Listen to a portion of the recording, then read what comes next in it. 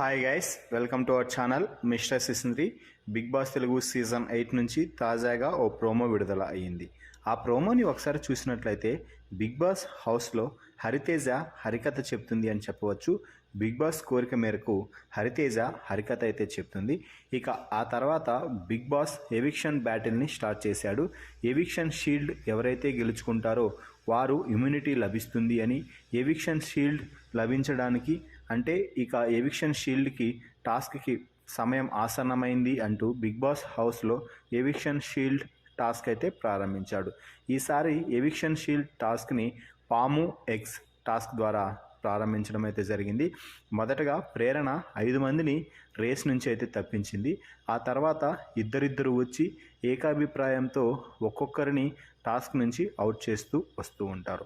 అలా చివరి వరకు ఎగ్ ఎవరిదైతే ఉంటుందో వారు ఈ టాస్క్ నుంచి అవుట్ అవ్వకుండా ఉంటారు. అలాగే వారికి మాత్రమే ఎవిక్షన్ షీల్డ్ అయితే లభిస్తుంది అని చెప్పారు. ఇక మొదటగా వచ్చి నబీల్, అవినాష్ ఇద్దరూ మాట్లాడుకొని యష్మిది అయితే గుడ్డు పాము నోట్లో వేసేశారు. ఆ తర్వాత గౌతమ్, నిఖిల్ ఇద్దరూ మాట్లాడుకొని టేస్టీ తేజ ఎగ్ అయితే లోపల వేయడం జరిగింది. దీంతో ఇక్కడ గౌతమ్ మాట్లాడుతూ ఎవరికి వారు సాక్రిఫైజేషన్ వద్దు, మీరు అలా ఎవరికి వారు సాక్రిఫైస్ చేసుకునేటట్టయితే కప్పు కూడా నాకు ఇచ్చేసేయండి, నేను తీసుకుపోతాను అంటూ గౌతమ్ మాట్లాడుతుంటే, అరే గౌతమ్ ఇలా తయారయ్యేంట్రా నువ్వు, కాసేపు ఆలోచించరా గౌతమ్ అంటూ టేస్టీ తేజ అయితే మాట్లాడుతున్నారు.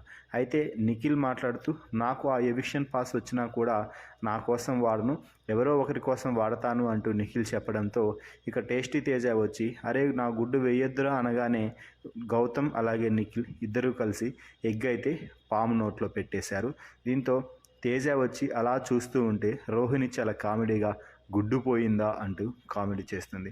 మొత్తంగా ఎవిక్షన్ షీల్డ్ టాస్క్ కామెడీగా జరిగినా కూడా చాలా రచ్చరచ్చగా జరిగినట్టుగా ప్రోమోను చూస్తే అర్థమవుతుంది.